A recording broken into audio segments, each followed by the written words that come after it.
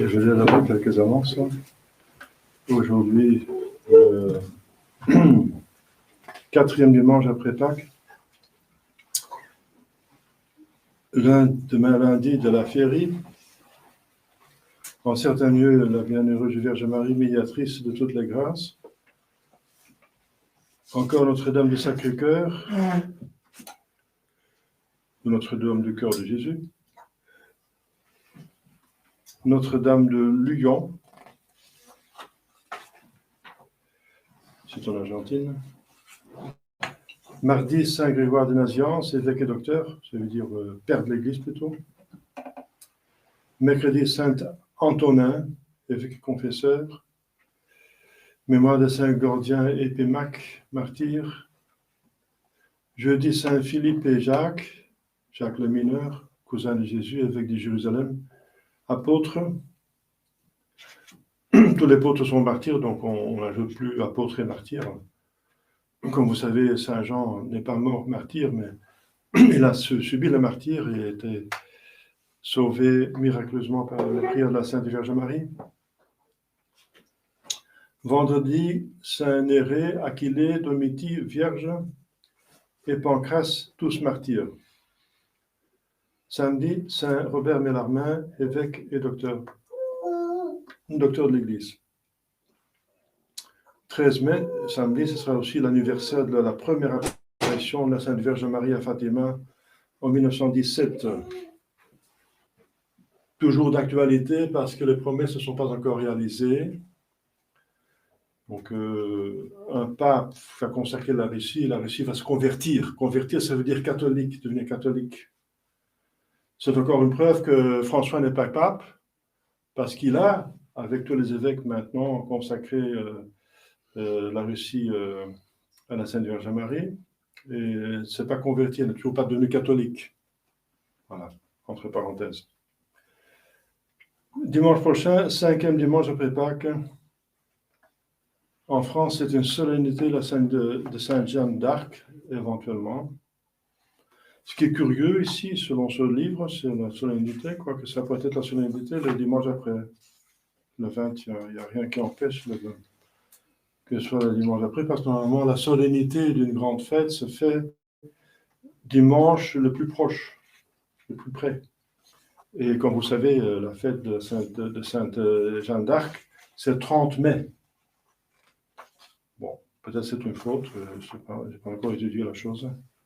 En tout cas, la fête de Sainte Jeanne d'Arc s'approche, 30 mai, et c'est bien pour les Français de la prier parce que c'est une des patronnes de la France.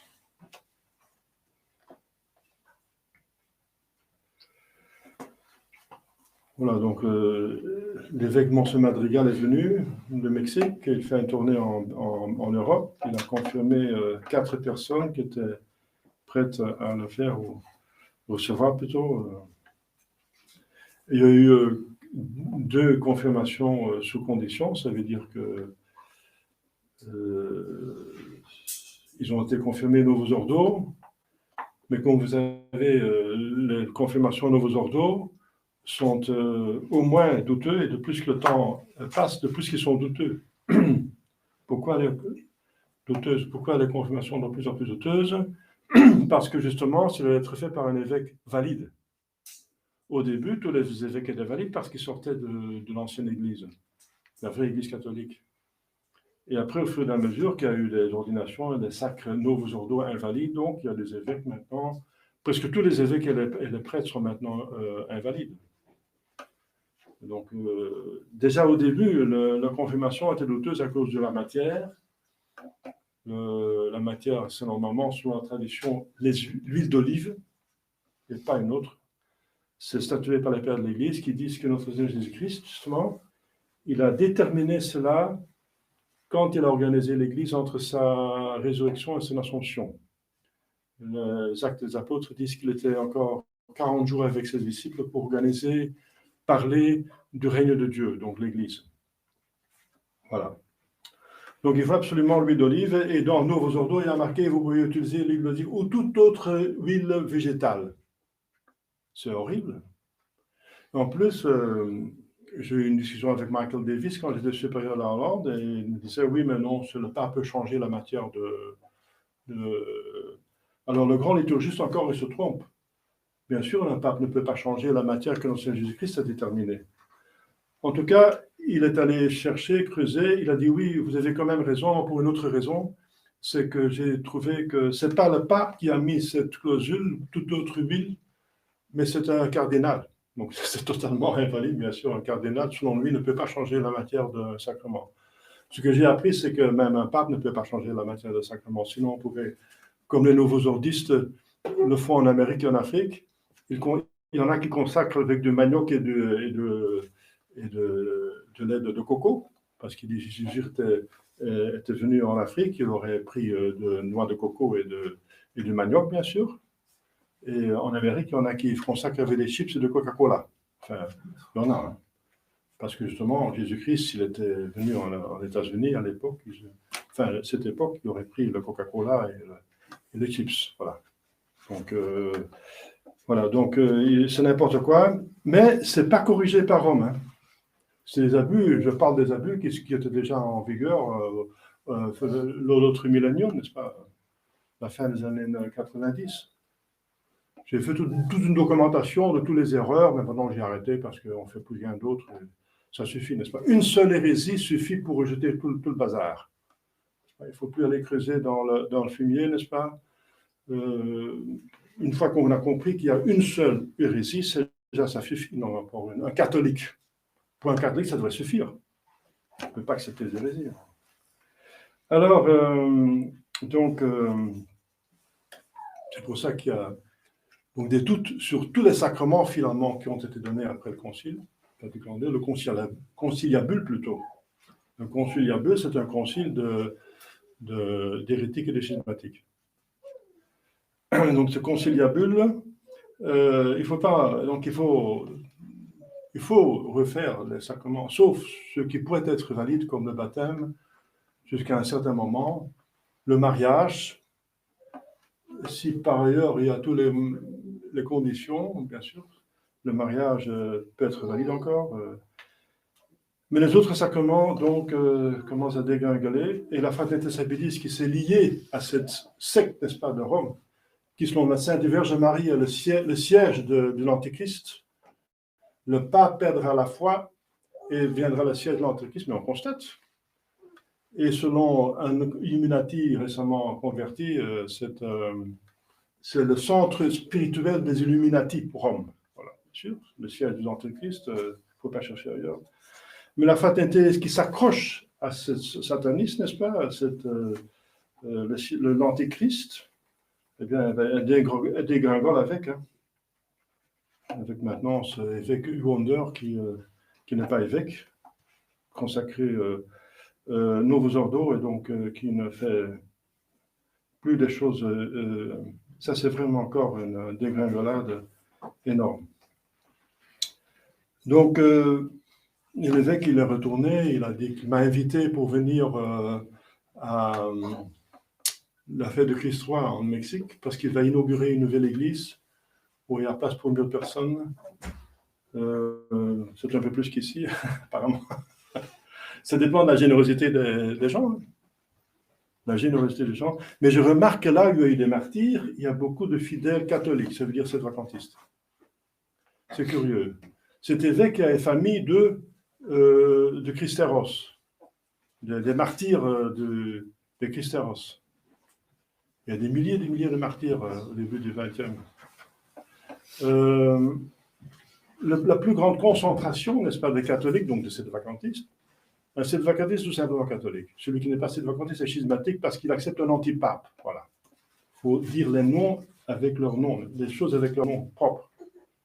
Il ne s'agit pas de septvacantistes et de tradis, il s'agit des catholiques et de non-catholiques et des schismatiques ou d'hérétiques. Voilà, c'est ça. Sinon, on a encore le choix. C'est-à-dire, eh bien,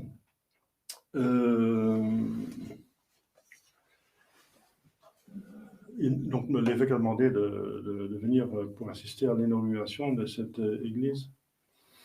Et voilà, là, il a donc il a 400 fidèles. Eh bien, c'est le pays où il y a eu le plus de martyrs, n'est-ce pas, dernièrement, les Christéros. Moi, personnellement, je descends dans ligne directe de celui qui a organisé la Vendée flamande, n'est-ce pas, qui ont eu leur martyr. Donc, mon sacerdoce, je le dois aux martyrs des martyrs flamands. La plus grande concentration en Europe de catholiques, c'est en Vendée, n'est-ce pas, en Bretagne. C'est là où il y a les 300 000 martyrs. Donc ça, déjà, c'est une preuve que le sédvacantisme est vrai. Allez voir sur les lieux où il y a des martyrs, là où comment les gens sont. Voilà. Parce que le sang des martyrs, c'est la semence du christianisme, selon les pères de l'Église. Tertullien en parle expressément. Voilà. Etc. Voilà, donc il m'a invité, il va commencer aussi un séminaire, il m'a invité à enseigner, l'abbé Medina aussi, qui habite en Hollande. On va voir comment ça va se passer. Priez pour les grâces,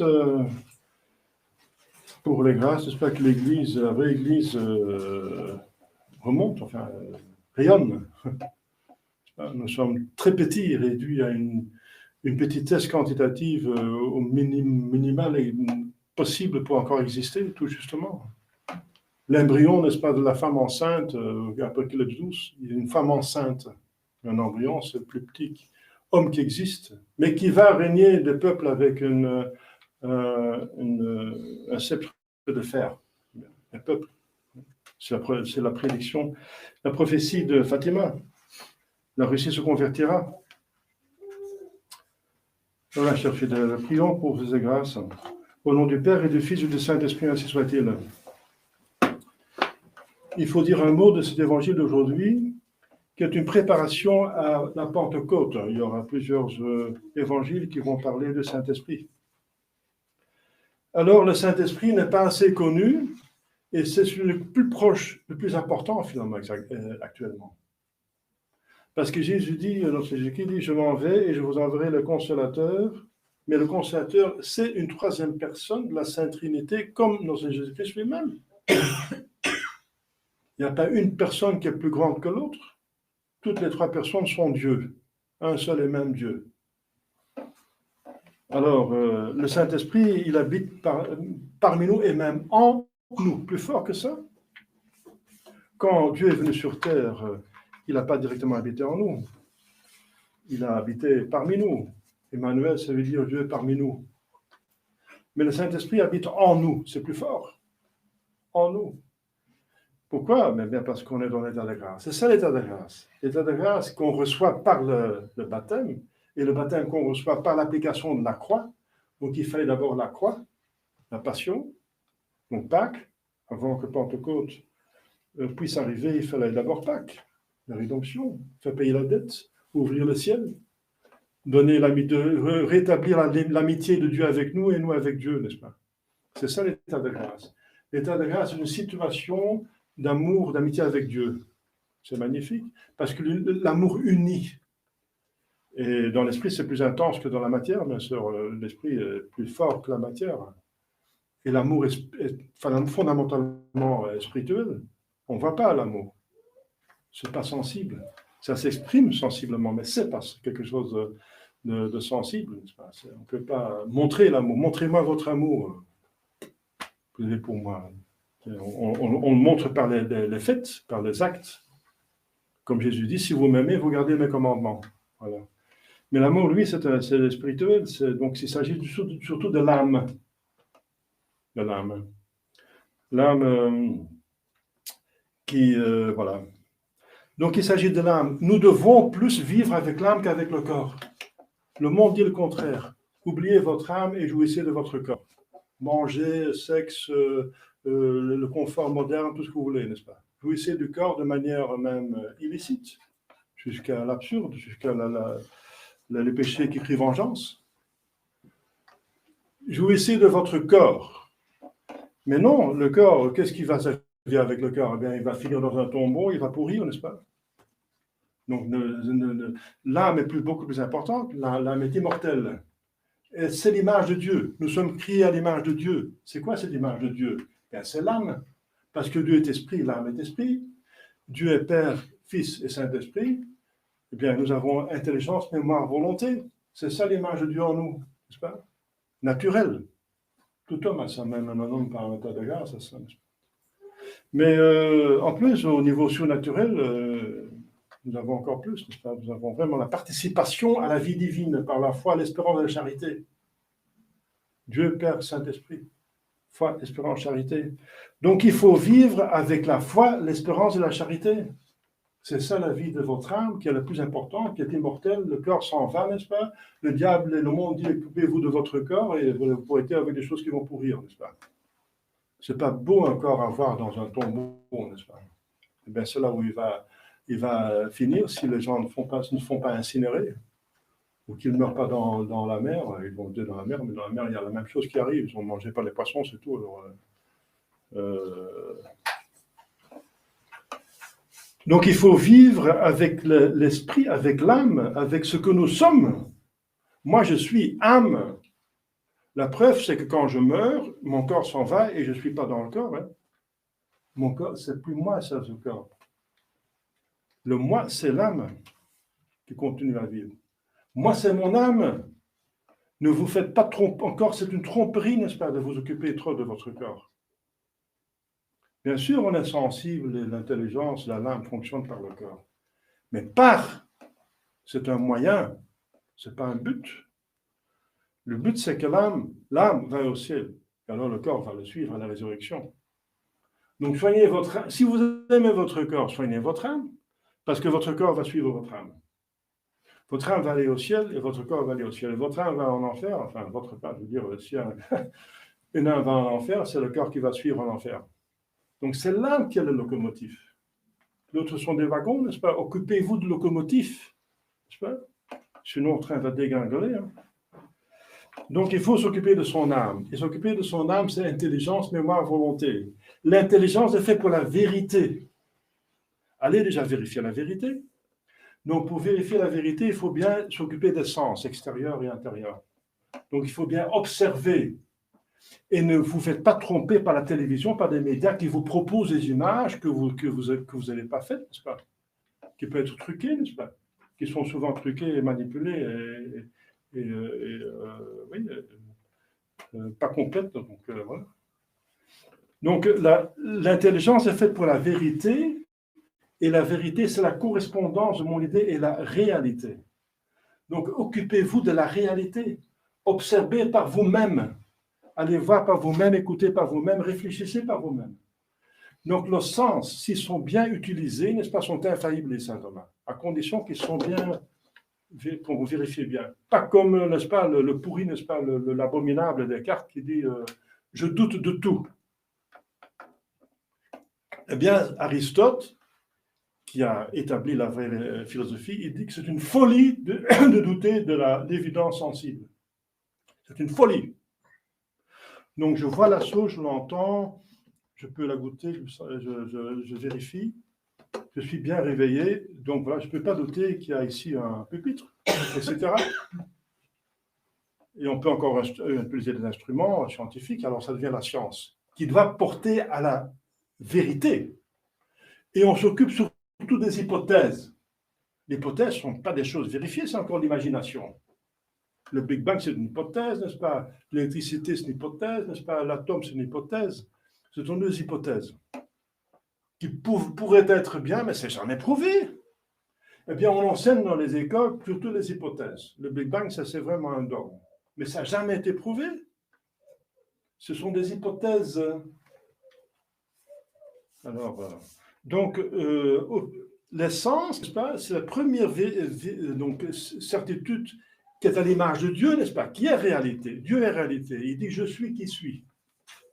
Si Moïse demande, comment vous appelez-vous? Qu'est-ce que je dois dire au peuple, n'est-ce pas? Quel Dieu vous êtes, n'est-ce pas? Eh bien, je suis le Dieu d'Abraham, Isaac, Jacob, le Dieu, vrai Dieu, je suis qui suis. Je suis qui suis. Je suis qui est. Je suis qui existe, qui est existence. Donc, Dieu est réalité. Première réalité. C'est pour ça que le diable n'aime pas ça, n'est-ce pas? Le diable, c'est l'inventeur de mensonges, n'est-ce pas? Des choses. Mensonges, c'est dire des choses qui n'existent pas, qui sont seulement dans la pensée.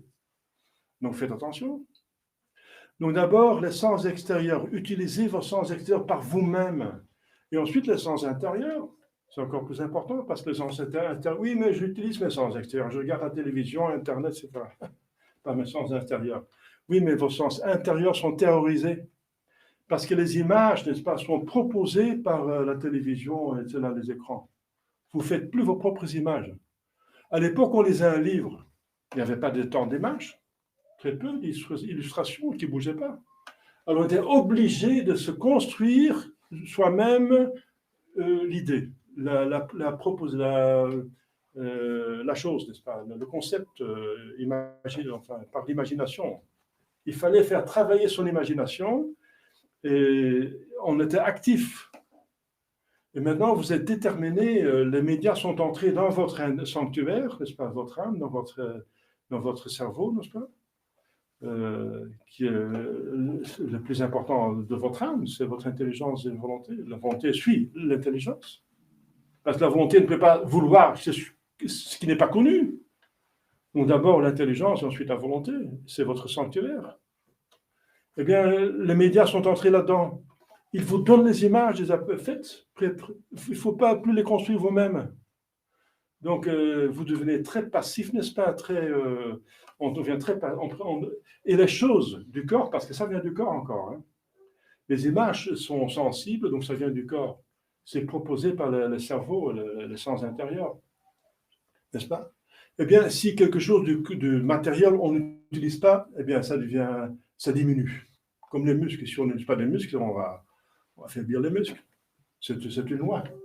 Ce qu'on n'utilise pas, dans la matière, ça va rouiller, ça va diminuer. Une voiture qu'on laisse une année sans utiliser, c'est pas bien pour le moteur, n'est-ce pas? Donc, si on n'utilise plus, n'est-ce pas, cette capacité qu'on a pour se faire ces images soi-même, on va être... c'est les autres qui vont penser pour vous, qui vont proposer, ça s'appelle les fantasmes. Nous avons besoin de fantasmes pour faire des idées. Et des idées, c'est par là qu'on pense. Donc, on a absolument besoin de fantasmes pour se faire des idées. Donc, il faut avoir vu plusieurs arbres et l'avoir dans l'imagination pour se faire une idée de ce que c'est un arbre, etc. Donc, on a besoin de fantasmes pour se faire une idée. Mais les fantasmes sont maintenant proposés par les médias, par le diable même, par la Kabbale. Vous voyez comme ils entrent dans votre sanctuaire. Pourquoi? Parce qu'il s'agit de votre âme. Le bon Dieu sollicite votre âme pour vous faire rendre heureux dans le ciel, pour participer à sa divinité, mais le diable aussi pour vous faire aller dans les directions contraires. Voilà. Donc, c'est la première chose, cette première image, n'est-ce pas, de Dieu en nous, c'est ce qui correspond au Père. Le Père est l'être. Et l'être qui a toutes les perfections, donc l'intelligence, et qui utilise son intelligence pour connaître l'être, donc soi-même, ce qui existe. Et qui exprime cela, c'est le verbe. C'est le verbe. Donc encore, doit-on pouvoir s'exprimer?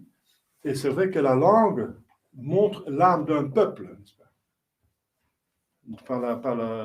L'âme du peuple s'exprime par la langue, et la langue montre l'âme du peuple. C'est pour ça qu'on veut maintenant ensuite manipuler le langage pour changer l'âme du peuple, n'est-ce pas? Bien sûr, parce que nous sommes créés à l'image de Dieu, et Dieu est verbe. La deuxième personne est verbe, donc le langage est très important. Mais le langage, c'est entre mon intelligence et ma parole. J'ai compris ce qui est vrai, la réalité par l'observation de mes sens extérieurs intérieurs, j'ai fait l'abstraction, j'ai des idées, et alors je l'exprime. Encore, il faut exprimer ce qu'on pense, sinon on ment. Donc, c'est le mensonge qui s'installe là, n'est-ce pas? Donc, et nous avons une basse idée du verbe à cause de mensonges trop répandus. Il y a trop de mensonges dans le monde. Et c'est pour ça qu'on a pas assez d'estime pour le verbe, pour la parole, qui est quelque chose de divin, n'est-ce pas? Fondamentalement, le verbe est divin. C'est Dieu, le verbe. Donc c'est encore horrible. C'est encore le diable qui a inventé le mensonge. D'abord, il rejette ce qui est vrai.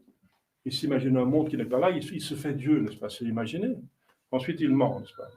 Donc, il fait le contraire de la Sainte Trinité. Et alors, nous devons suivre Dieu, n'est-ce pas?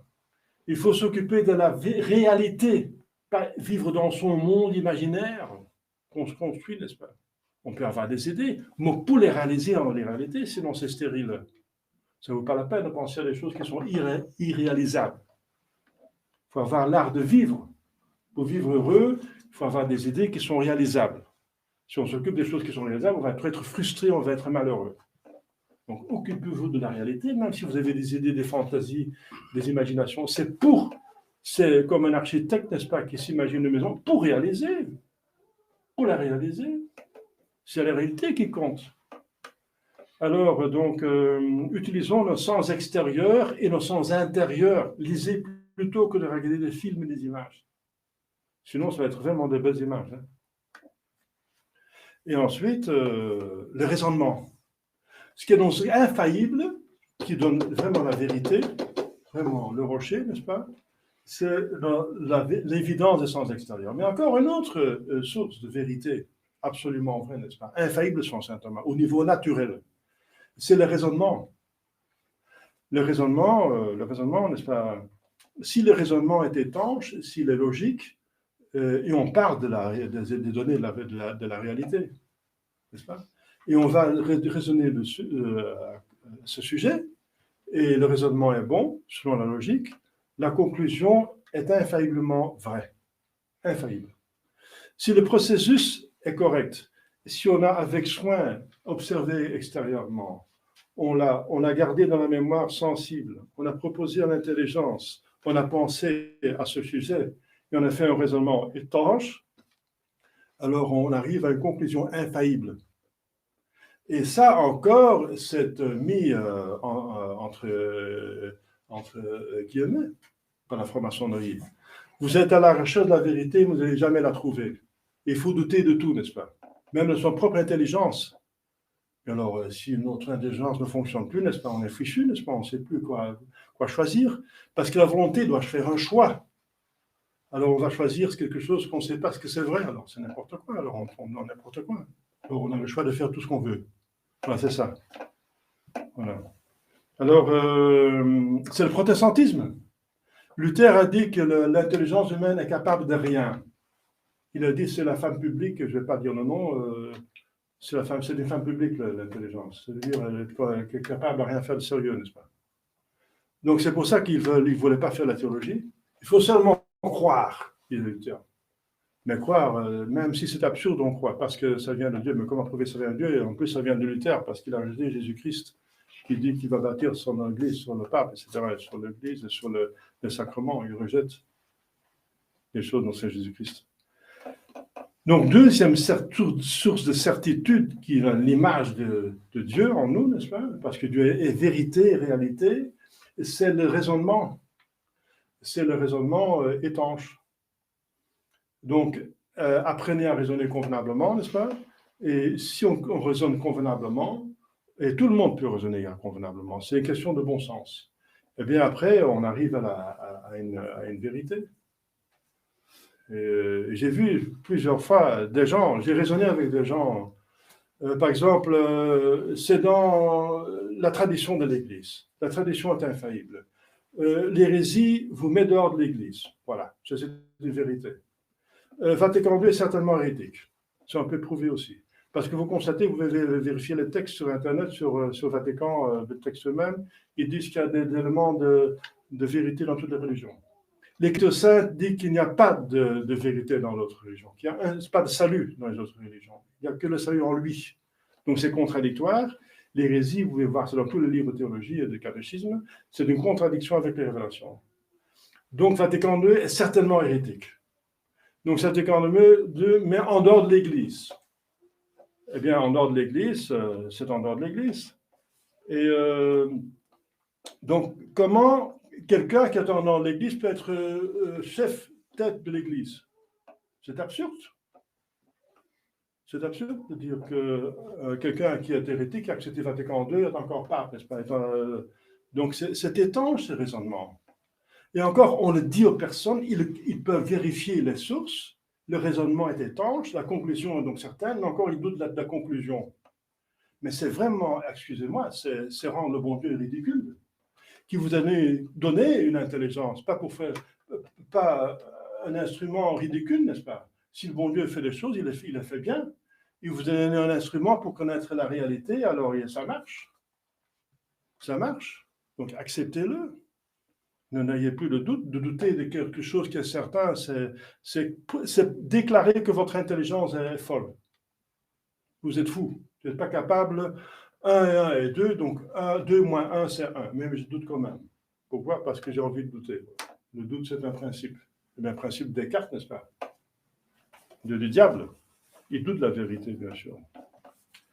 Eh bien, chers fidèles, ça c'est la deuxième personne, c'est en Dieu. Et la troisième, c'est l'amour en Dieu, le souffle d'amour. Parce qu'il y a la volonté est faite pour le bien. Comme l'intelligence est faite pour la réalité, et la réalité, la correspondance, on va dire, avec la réalité, c'est le vrai, et ma volonté est faite pour le bien. Eh bien, le bien, c'est justement, qu'est-ce qui est bien et qu'est-ce qui est mauvais? Ça, c'est donné par l'intelligence. Et puisque l'intelligence est affaiblie par le péché originel, ça oui, on a en plus, et la chose est compliquée s'il s'agit de Dieu, n'est-ce pas? Parce que Dieu est infiniment au-dessus de nous, au-dessus de nous. Eh bien, Dieu s'est révélé. Donc l'intelligence est aidée par la foi. Mais une fois que la foi est le bon sens, donc la révélation et votre intelligence est aidée informée par le sens extérieur, qui voit les miracles de Jésus-Christ, qui voit les prophéties, donc Jésus-Christ est Dieu. Une fois qu'il est Dieu, je crois ce qu'il dit, n'est-ce pas? Donc croire, c'est quelque chose de très spirituel.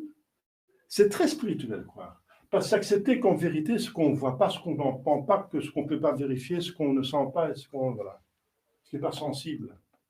Donc c'est spirituel. Mais c'est fondé sur le fondement de la vérité, l'observation extérieure, n'est-ce pas? Vérifier. Jésus le dit, si vous ne me croyez pas, regardez mes œuvres, les miracles. C'est sensible, les miracles sont sensibles. Il y a encore des miracles actuellement. Il y a partout des miracles encore qui se font, n'est-ce pas, chaque année, n'est-ce pas, qui prouvent que Jésus-Christ est Dieu, et les prophéties qui se réalisent. Donc, à ce moment-là, n'est-ce pas, on ne peut plus douter. Et ça donne la certitude, encore, la certitude de la foi. Parce qu'une fois qu'on sait que Dieu a parlé, on sait que Dieu, puisqu'il est infiniment, on peut encore le prouver, n'est-ce pas, Dieu a toutes les perfections en degré infini, il ne peut pas mentir, il ne peut pas se tromper. Il ne peut pas tromper parce qu'il est parfait, il ne peut pas mentir parce qu'il est parfait, et il ne peut pas se tromper parce qu'il est parfait. Donc, si Dieu dit quelque chose, c'est vrai. C'est pour ça qu'il faut croire. Une fois qu'on sait que Dieu a parlé, il faut l'accepter parce que c'est vrai. Voilà, c'est ça la foi. Et alors, on va diriger sa volonté. Et ça, et justement, la bonté et la méchanceté des choses est proposée par le bon sens et par la foi. Eh bien, alors, il faut choisir pour le bien. Ça, c'est la volonté, c'est le plus important. Maintenant, on vient à l'image du Saint-Esprit en nous, n'est-ce pas? C'est plus important, c'est finalement le but, c'est le fruit, le bien. C'est le fruit de tout le processus, n'est-ce pas? C'est le but de tout le processus, de connaître et encore de connaître le bien et de le réaliser, et ça fait le bonheur. La possession du bien fait le bonheur, et le bonheur, c'est le but de notre existence. Bien voilà. Donc il faut que vous choisissez alors ce qui est proposé par votre intelligence comme bien et par la foi. Il faut absolument le vouloir et pas vouloir le mal. Et bien sûr, il y a encore des manipulations. Le diable va proposer le mal comme un bien. Mais vous savez, si vous réfléchissez, si vous êtes prudent, vous savez savoir ça. Parce que le mal se présente toujours comme un bien, n'est-ce pas? Ah, c'est bien le péché, ça fait du bien, vous sentez bien, voilà, vous êtes heureux. Oui, mais vous savez très bien que c'est le bonheur d'un drogue, n'est-ce pas? Le drogue vous donne une bonté, si tout va bien, un bien-être. Après, vous avez le cauchemar, et c'est pire qu'avant, n'est-ce pas? Et vous savez que le temps est important. Se jouir 1 heure, et puis après, le reste de votre vie, avoir un cerveau endommagé, etc., la catastrophe. Etc. Alors vous choisissez pour la longueur, n'est-ce pas, pour l'éternité. Et c'est ça le diable. Le diable, il propose un bien sensible ici et maintenant. Mais ce qui empêche un bien beaucoup plus important pour l'âme et pour l'éternité. Donc faites le choix. Vous savez que la petite chose est moins importante que la grande chose. C'est évident. Choisissez pour la grande chose. Choisissez pour votre âme et pour l'éternité. C'est ça, ne pas pécher. C'est encore comprendre de quoi il s'agit et faire le bon choix. C'est pour ça que Jésus-Christ dit prêt à tout homme de bonne volonté. Il faut bien utiliser sa volonté, sinon on est encore fichu, n'est-ce pas? Et vous trompez vous-même, parce que vous n'allez pas nuire au bon Dieu. Dieu est bonheur. On ne peut pas diminuer le bon Dieu. Qui finalement est nuit, c'est vous. Vous nuisez à vous-même. Le pécheur, n'est-ce pas, il se déteste soi-même finalement. Il se détruit. Il sera malheureux, n'est-ce pas? Il le sait en plus, s'il réfléchit bien. Voilà, chers fidèles. C'est l'image de Dieu en nous, n'est-ce pas, que nous devons respecter. C'est le plus beau qui existe en nous, c'est notre âme, notre intelligence, mémoire, volonté, n'est-ce pas? Et justement, cette intelligence, mémoire, volonté sont créées pour Dieu, pour le Père, le Fils et le Saint-Esprit. Et on parlera une autre fois sur le Saint-Esprit plus explicitement. Donc, demandons à la Sainte Vierge pour bien, n'est-ce pas, utiliser ces merveilleux dons qu'on a reçus pour aller au ciel. Au nom du Père et du Fils et du Saint-Esprit, ainsi soit-il.